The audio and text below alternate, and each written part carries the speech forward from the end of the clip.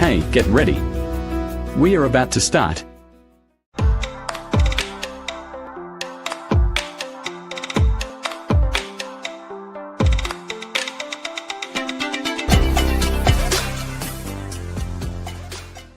Good evening, my fellow Toastmasters and those watching on from our social media channels. Tonight, we have a very wonderful special guest for our Malta link, our first conference interview. Sensei Dave Armstrong is my guest tonight, and he'll be one of several keynote speakers at our Malta Link conference coming up this year from the 15th to the 18th of May in, of course, the beautiful country of Malta. To give you a little bit of insight about Sensei Dave Armstrong, he is a motivational speaker, an author, and a life coach whose journey from adversity to empowerment exemplifies the transformative power of mentorship. He's overcome challenges in upbringing through foster care and being in youth correctional facilities, was arrested for felony armed robbery at 11, and after losing his mother at 13, he was guided by two pivotal mentors, his CASA volunteer, Ron Barnick, and his martial arts instructor, Sensei Otto Johnson. Their influence has set him on a path to success, cultivating in a distinguished 24-year career in the US Air Force. He's now living in Greece, and he is our very special guest tonight. Are you there, Sensei Dave? I'm not sure what's happened. Maybe he has dropped out. Just give him a moment. While we're waiting perhaps for Sensei Dave to come back, I would like to say hello to those who are watching on.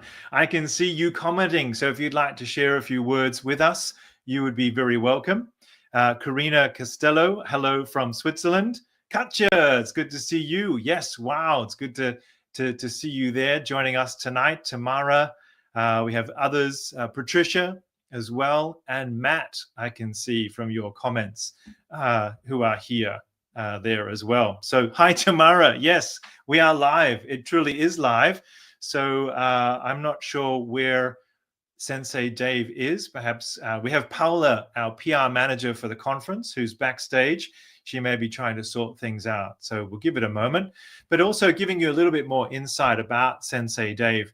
So after retiring in Greece in 2017, Sensei Dave initially embraced early retirement, but fell back into his mission for empowering others. And he has founded, and welcome back, Sensei Dave, he has founded the Unlimited Potential Network Academy. So I knew Paula would get you back. Welcome to tonight's interview. Thanks for joining us, Sensei Dave. My absolute pleasure, David. I appreciate it. I really appreciate it. We're going to have a great time tonight. Yeah, let's have a great time. I've just introduced you and welcome the people who are joining us live in the comments that you'll be able to see there as well. So already people saying hello, but I've just given your introduction as you dropped out and just to mention your work and as well as your background. So, but I'd love people to get to know you a little bit tonight before they may see you in the keynote. And maybe you could share with us to start off just a few insights, maybe something that we don't know about you from your biography and your websites that you'd like to share with those who are watching on. Yeah, so look, I'm Mr. Confidence, Mr. Motivation, Mr. Happiness. I love seeing other people happy in their lives. And if I could make someone's life a little happier, their moment a little happier, their trajectory a little happier, then I'm so happy to do that. And so I get to wake up every day and I think about other people. I don't have to wake up and go to work. I don't have to do anything. And so the reason why I don't have to go to work is because I retired. I was in the Air Force for 24 years. I owned martial arts schools throughout the States. And back in 2017, I decided to retire and move to Greece. So that's where I live now, is beautiful Greece. And, you know, somebody that just listening to that little portion of the story might think, what a charmed life. Like, wow, you know, what a dream.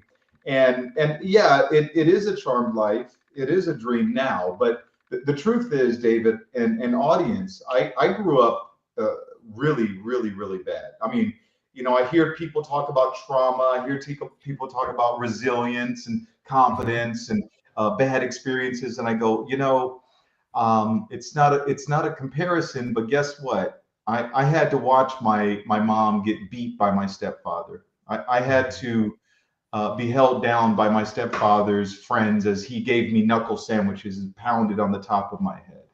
I had to be arrested when I was 11 and a half years old for felony armed robbery. So I tried to rob somebody with a gun. I was selling crack. I was selling weed. I was hanging out on the street corners. So all the stuff that we see on the movies and in TV and stuff, this was my life. This is just the way it was. And it was horrible. It was horrible to see my mom passed out drunk on the couch, burning the couch up with her cigarettes, right? There'd be cigarette holes all over the place. I was sharing the other day with someone, I'll grab this. Somebody in the audience might know what this sound is,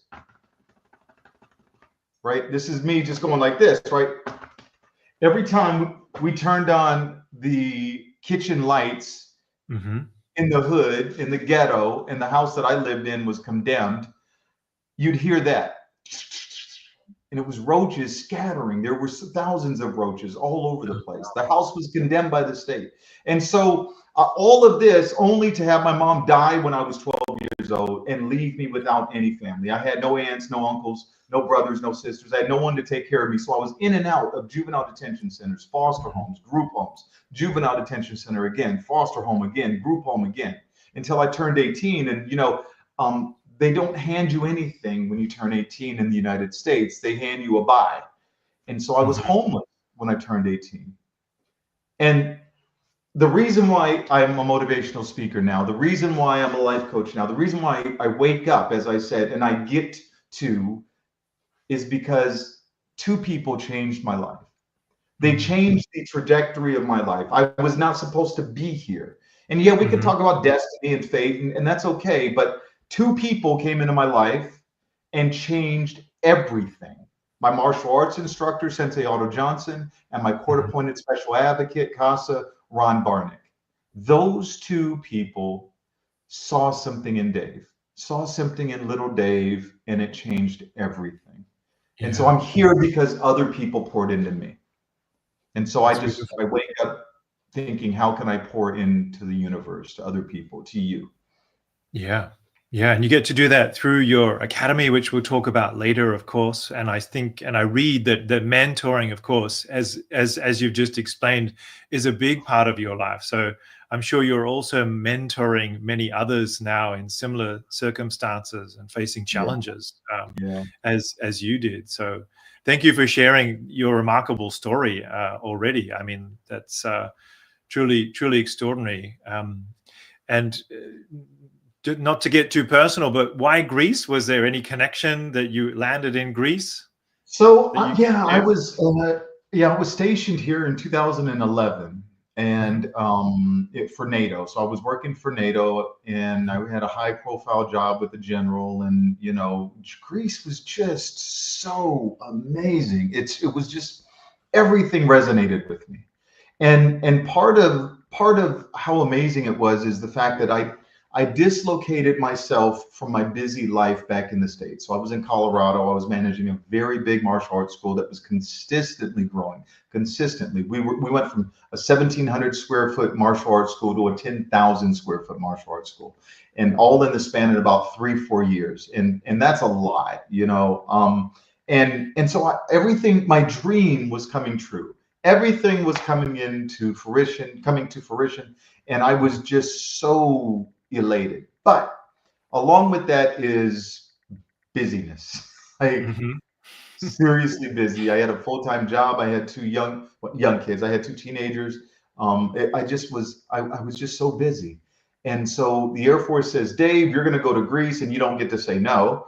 And so I came to Greece, and I had to dislocate myself from all of that. And it made me go, wait a minute, time out. Okay. Yeah, you're living your dream, but I'm not sure that this is exactly the way your dream is supposed to be molded. Something needed to change, right? And so I was just led, and when my heart says do something, I just do it. And so far, it's worked out. And so my heart was telling me, you know what, sell the schools, and just it's okay. You've done it. You were able to do it. You can redo it if you want to, but sell the schools, stay in Greece for another year and a half. So instead of 1 year, I did 2.5 years in Greece. After that, I went to Portugal. After that, I went to DC. And then my heart was like, okay, it's time to retire. And I thought, David, all right, I retired. I got all the money, resources that I need to not work ever again in my life. So I'm going to retire, go to Greece, live out my life, right? And that lasted almost 2 years, and I just couldn't do it anymore. And you would think people always say, oh, you were bored. You're too young to retire. It wasn't that I was bored. I'm always busy. I'm traveling. I got friends, blah, blah, blah. It was because I wasn't, I didn't feel like I was contributing to society. I didn't feel like I was giving back. And I had given back to society, to the world for so many years that it just didn't feel right. It almost felt like wrong to not be giving back, to not be helping others, to get to that point in your life, and then go, now I'm greedy with everything. No, I don't keep know. it for yourself. No, that makes sense. Yeah, it wasn't me. It wasn't me. Yeah. So was that when you discovered Toastmasters? I'm intrigued. You've been a Toastmaster. Yes. Was that in Greece in your time? Yeah. I was here in Greece after I retired. So for the second iteration of Greece in Greek beautiful living, and the truth is, I wanted a little bit of community, right? I wanted some. There's plenty of Greeks that speak English, but I wanted just a little more. I wanted to, have some more structure. I had been a public speaker and had been in that space for quite some time before I entered Toastmasters. So I wasn't looking for the technical stuff. I just was looking for connection. And you know what? The truth is, Toastmasters is a great community. And that's what we need, especially now. We're so divided now. We're not supposed to, biologically, neurologically, supposed to be alone. And if you look at any survey, this is the loneliness that we've been in recorded time. People are just feeling so dislocated from each other, so distanced from each other. And so I was feeling that. I was feeling like, man, I need a tribe. I need a community. I need some people that are like-minded, because most of us in Toastmasters, guess what? We're growth mindset, right? We're here to grow. We're here to do something different. We're here to get outside of our comfort zones. And so that's what I found. I joined Toastmasters, and I found my tribe. I found that community that I was longing for. I hear you. I moved from Australia to Austria here in Vienna, where I've lived now for 10 years, and I'm coming up to my 10-year anniversary of being a Toastmaster, in fact. So May 2015 was when I too, for the same reason as you, Sensei Dave, thought I need a community. I need something to do. And I moved out of opera and into the world of Toastmasters. And of course, here we are tonight to talk about that. But you're also a district champion back in 2022 for District 109. So how did that feel? I mean, prepared speech and impromptu speech. Paula informed us backstage. You won the double, as I believe. But and again, I know you're a Les Brown. You've been mentored by him. You've done plenty of motivational speaking. But here you were. It's like the black belt of a competition in a way, not to be cheesy there, like the Karate Kid, but what was it like, I guess, to have that experience for you? Well, look, before I answer that, let me tell you, I had a hard time. So when I decided I'm going to compete this year, just for the heck of it, it was just for fun. I wasn't really trying to win anything. I was just, okay, let me do it because it's exciting. It's a challenge. I love to challenge myself. And the biggest challenge, David and friends that are watching, was the time limit. Because I had been a speaker, but I'm on stage for an hour. 45 minutes was minimum. An hour was typical. And then it's like, oh yeah, no, you don't get to do that. And oh man, I practiced. After 7 minutes. Oh, and I was at 10. I was at 9. I was at 8. I was at 11. I'm like, Yeah. I can't. And there's so many times I said, you know what? I have nothing to prove to anyone. I get paid to speak on stages. I'm not doing this, and not boastfully saying, but it was frustrating because I couldn't hit the 7-minute mark. I was like, Yeah. I have so much to talk about. I have so much to give. I want to just keep going. And you guys give me a 7-minute mark. I'm like, I don't know. Okay. And so, but I kept going. I was like, no, I can do this. I got to refine it. I got to change my speaking style. And I think everybody can see when you're on now with me that I'm enthusiastic when I speak, and I'm serious. I love what I get to talk about. And so, condense that into a little pile at 7 minutes was like so difficult. Yeah. But discipline, drive, determination. That's kind of the overarching goal today. And we'll talk about that at the event in May in Malta. But I was disciplined enough. I was driven enough. I was determined enough to say, you know what, I can hit the 7-minute mark. And we were doing it online, which all of this was new. Even for me, it was just new. So I'm running around buying, different backgrounds and different lighting. And okay, that's not dark. That's dark too. That I don't know how to. Okay, and you're like, this is a lot to try to take in and develop your speech. But you know what? It's exciting. It's exciting. It's fun, and it was a challenge and fun to me. And when I won both the impromptu and the prepared speech, I was elated. It was validating, and when you win something and you put in effort to win, it's the right positive reinforcement, right? It's neurologically, that's what we need. We get that dopamine and adrenaline or norepinephrine rush, and you're like, wow, okay, that felt really good. So it was nice. It was very nice. I would recommend everyone compete. I would recommend it to everyone. Yes, well, we are in competition season now, so maybe some of those who are watching are now advancing from their club to their area, from their area to their division, from division maybe to where you sat in 2022 in the district, and you'll be in Malta at the Malta Link conference, of course, to be cheered on. And I've certainly attended plenty of conferences in my past, and they're always for that elation, as you say, as the audience, we feel that sense of elation. I remember once seeing a young man who, in the semifinal, it was the German competition, and he lost his spot.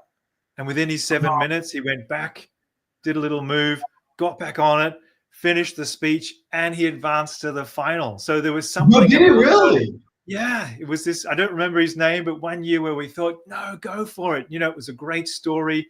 And it was really captivating. And so we wanted him to really succeed there. So again, that determination that you just said, a key word perhaps for him. And I'd like to focus on those 3 words now and ask you more about your martial arts background. You mentioned your Sensei Otto Johnson. You mentioned your academy, the growth of that. But I want to go a little bit beyond that and ask you, I guess, about what martial arts has taught you, maybe some values that you over the years have perhaps thought about, that maybe have come to be personal values for you as well.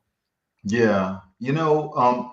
So I'll tell you a story before we get into the martial arts aspect of it. I was in a group home, a boys' home actually, and Sensei Otto was a therapist at this boys' home. And one day I decided I was going to leave out of the house at night, and he was there, and go run the streets. And there was no good that I was going to be up to. I was going to go, sell drugs or, get into some trouble, rob cars or whatever, the typical stuff that I did.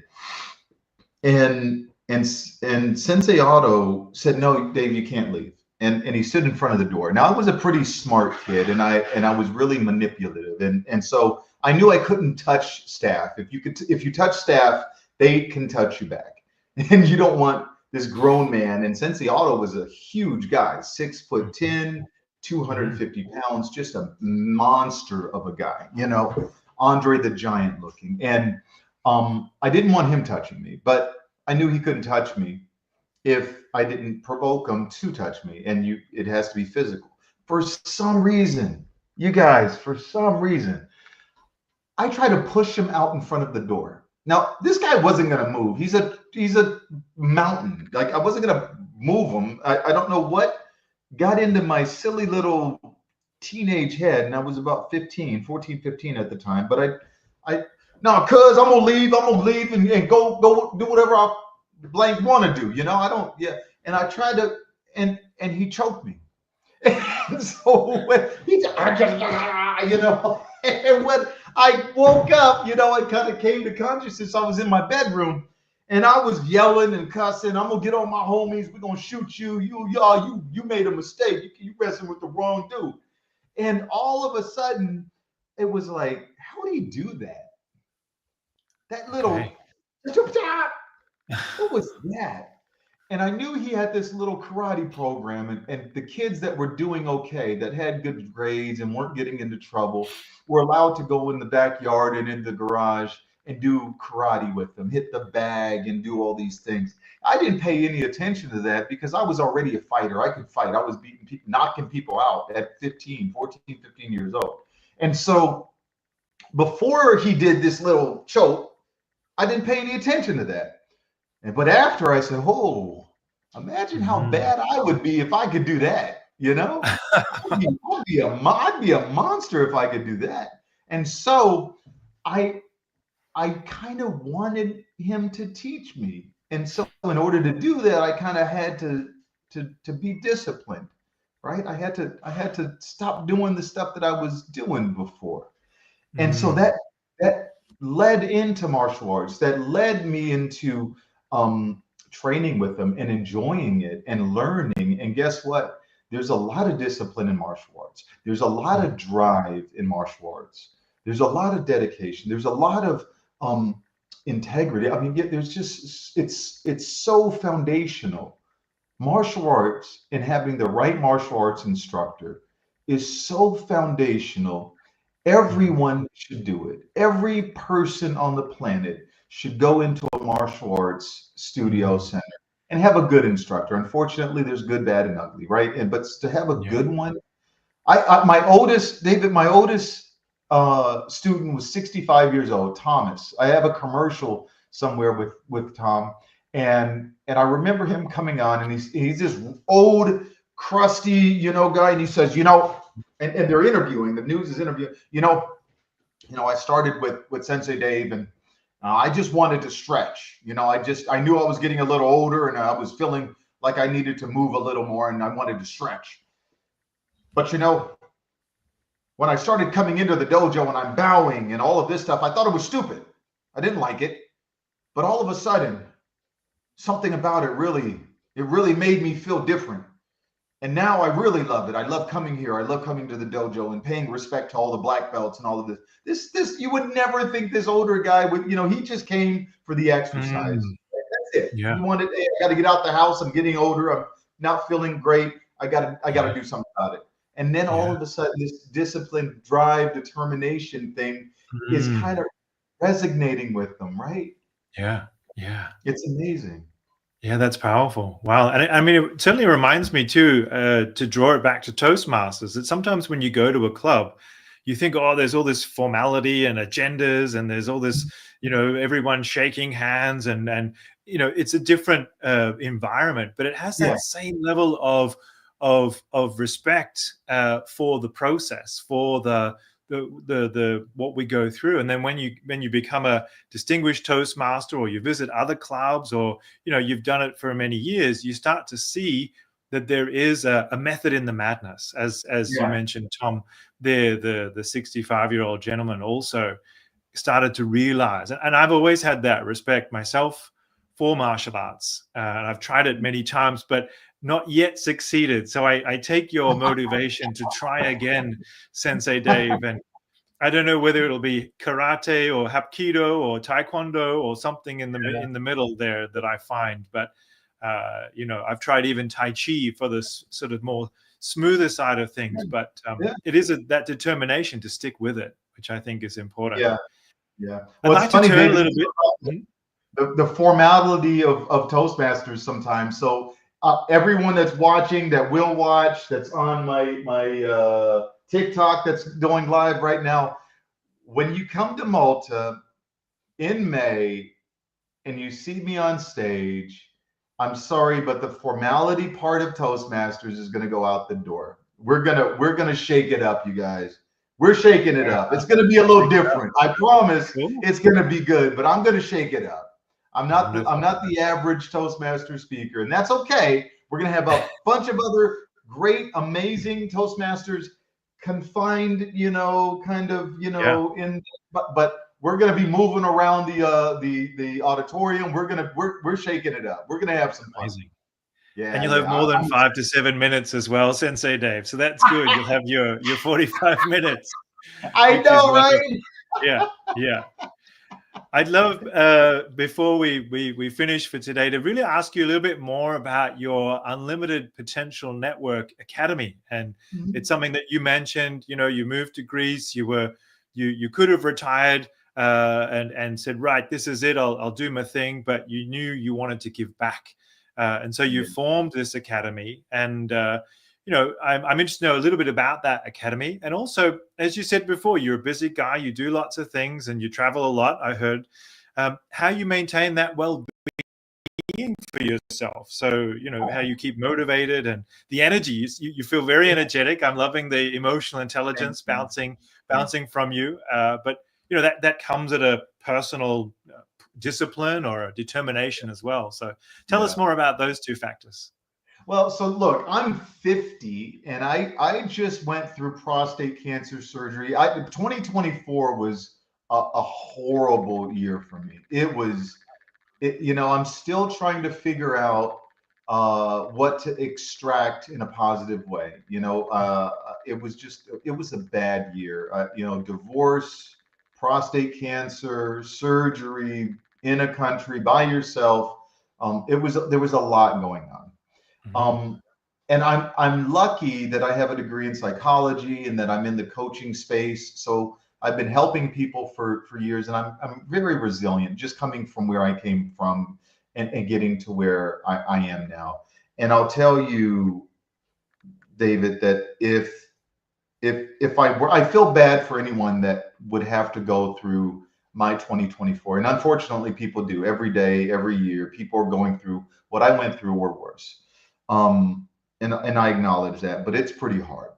And the resiliency, the confidence, the neurobiology, the evolutionary biology, the psychology that I employ with my clients, I had to employ with myself in 2024. I had to make sure that I was not just talking that, and of course, I've been walking that walk since I was about 12 years old. I had to learn how to cook for myself because my mom was passed out on the couch and my dad was high, at friend's house. And so I'm lucky that I was able to persevere relatively unscathed. And I just want to make sure that other people have the right resources, because unfortunately, there's a lot of wrong resources. There's a lot of people that are talking about stuff that they probably shouldn't. And knowing when you should close your mouth and listen is a skill. And unfortunately, we've lost that skill. A lot of people have a lot of opinions, and the things that I do, when I work with clients, when I work with friends, when I work with myself last year is all evidence-based, all, neuroscience, biology, how to release dopamine properly, how to release, testosterone or norepinephrine, or, things that drive us towards goals and away from depression. And because people that go through cancer alone, better yet a divorce, a bad breakup or whatever, become depressed. Right. And I didn't. I was lucky that I had those resources within me. So when I started the coaching business, that was the premise, is just to be able to knowledge share. And I went and got a degree in psychology at 46. And David, I made the dean's list. It was so funny. I made the dean's list at 46 years old, my third degree. But I was illiterate when I graduated. I couldn't even read or write. I couldn't read or write when I graduated high school. And to have a degree at all, better yet, in psychology was pretty cool for me. That was a nice pat on my back, a nice achievement. And I feel like if I weren't bestowing all of this stuff that I've gathered, all of the resiliency techniques, all the self-confidence techniques, all of the proper goal setting techniques onto others, that I wouldn't be a good person. I wouldn't like myself if I wasn't doing that. How do you come from that, gather all these resources and knowledge and ability and and not give it to others? That makes no sense to me. Yeah. Because we're supposed to knowledge share. That's what we're supposed to be doing. Yeah. And your life very much to now, it sounds like a synthesis is often the word I use with others. So you're drawing from so many different avenues now. It hasn't been just one avenue, and really the culmination of everything that you've achieved and done and will continue to do by the sound of it. Your determination feels very strong, and it's empowering. So for those who are watching, already some thank yous and some inspiration coming through. As we draw now to a close, because I can see too your, I don't know if it's my internet or your internet, but there's a bit of a flicker there for us both. But I just want to ask you as a final thought here and message, what would be the message that you would share perhaps for those who might be struggling? Maybe there's a technique from your work or an insight again. Just something small that people could really take away from today. So I'm gonna grab my pen. There's three things that come to mind initially. So when we say struggling, I'm just going to paint a scenario, and this could be anybody in any situation. But usually when we struggle, we tend to withdraw. We tend to isolate. We tend to not share. We tend to hold things in, and that's the actual wrong. Like the antithesis, the opposite end of the spectrum of what we should be doing. And so I'm going to give everyone just three things when you're feeling like life is just a little overwhelming. And guess what? This is life, and nothing in life is fair. As soon as you understand that, things will be infinitely better. My first autobiography, not pitching my autobiography, the title of it was "Why Me? My Fight for Life," and the second one is "From Gangs to Greece." But the reason why I named "Why Me" is because I remember as a 12-year-old kid, after my mom passed away, and it came to me that I wasn't going to have anything. I was lost. I had nothing. I didn't have anyone. I was serving time in a boys' camp. I knew I was going to be released from the boys' camp into I don't know, and I didn't have anyone. I didn't have a mentor, a friend, anyone, and so I ran away from the boys' camp, and I was sitting underneath a bridge, and I attempted to off myself, to commit suicide, and a lot of people feel that desperation, and it's out of desperation. And why do you feel that desperation? Well, because you can't see a light at the end of the tunnel. That's it. We just, we get to that point where we're apathetic. We're like, forget it. Nothing matters because there's no hope. And so that's what I get to do when I speak on stage is just sometimes that light when I'm speaking is it opens up a little bit. And for some people, it's like, oh my, the heavens just opened up, and I don't know. I don't know what to do to make the heavens open up for everyone. But sometimes all it is just a little light that makes a difference, right? Yeah. And so for me, I was 12, and I had no light at the end of that tunnel, and so nothing mattered, and so my existence didn't matter. But turning it back to someone that can do something about feeling a little bit like that, or all of that. Maybe you can't see a future, or maybe you know what, the walls just feel like they're getting tighter and tighter, and that room is smaller and smaller, and you don't know what to do. And that could be anything. That could be a relationship. That could be a marriage. That could be a relationship with kids. That could be a job. That could be just personally, your mind is just all over whatever it is. The first thing I will say is go to the gym. Go to the gym. It's so easy. It's so easy. Working out statistically does so much for us.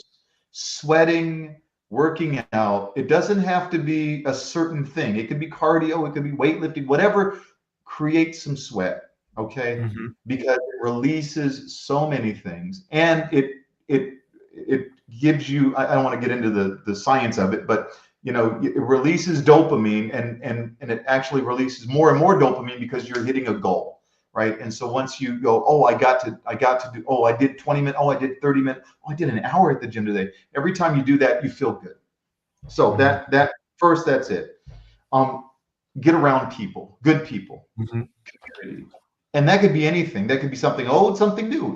If you're like, oh, you know what, I haven't been to a Toastmasters event for last year, guess what? Go tomorrow. Yeah. Go tomorrow. Go to the meeting, go to an event, go because we're supposed to be in communities. Just evolutionary wise, we're supposed to have communities. We're not supposed to be isolated. And so, 500 years ago, it didn't exist to be isolated when you were depressed. You couldn't be isolated when you're in a tribe of 250 people. So if you were not happy, everyone understood that you weren't happy. So please get around other people. The last thing I'd say is try to find some way to open up that little light at the end of the tunnel. And I don't know what there's a multitude of ways to do that. You know, that could be hiring somebody, that can be, a psychologist, a coach, that could be podcasts, that could be talking to friends that are semi-professionals or professionals, but somehow, some way, you have to start seeing that light at the end of the tunnel. There has to be some sort of spark. And it needs to be those three things in that order. And guess what? You can do all of those things in one day, right? And I'm going to add a fourth: action. And action is first. You got to take action. I've seen too many people, clients, come to me and say, you know what, Sensei Dave, I heard that you can fix this problem for me. I go, okay, yes, I can. And the first thing, well, how long has this been going on? I asked, how long has this been going on? Oh, the last year, the last 2 years, the last 10 years, my entire life. I've never been confident. I wasn't a confident kid. You have to take action. No one's going to step up to the plate for you. I wish I could. David, I wish I had a magic wand. I promise. I wish I had a magic wand. I could just wave it and make everything go away and be better for people, but I can't. And I can't because they have to not necessarily want it, but start it. I hate when people say, oh, you got to want it harder. No. That's my job. My job when somebody comes to me is to create that intrinsic motivation that I want it badly enough. You don't want it at the beginning badly enough, but it needs to be enough to where you make some sort of effort, some sort of action, that first step. The next step we do together. Well, Sensei Dave, I mean, everything you've just said absolutely is inspiring, but also applies to those who want to sign up for Malta Link, our conference for this year. So take action, you said. So sign up for that. Of course, open up to the light. I'm sure you will be a light and an inspiration for those who come, so they can come to your keynote, of course. Then to get around people, and we're going to have, hundreds of people at the conference. So a massive opportunity for community right across District 109. And I'm sure there'll be gyms there, but we'll get sweaty together with the movement you mentioned and promised in your keynote, as well as being able to, of course, be in the beautiful country of Malta in May. So it's going to be springtime. The weather's going to be good, much as it is, I'm sure, in Greece all year round for you. So very much thank you from Toastmasters, from District 109, Sensei Dave, for your time tonight and the inspiration and the personal sharing as well that perhaps people will experience more of when they come to Malta. So enjoy Greece. I hope the weather there is good and that 2025 is a better year for you. As you mentioned, 24 wasn't the best. So keep moving forward. So thank you for coming. Thank you for those watching. And we'll see you in Malta for the Malta Link Conference, remembering May 15 to 18, 2025 at the DoubleTree by Hilton in Malta.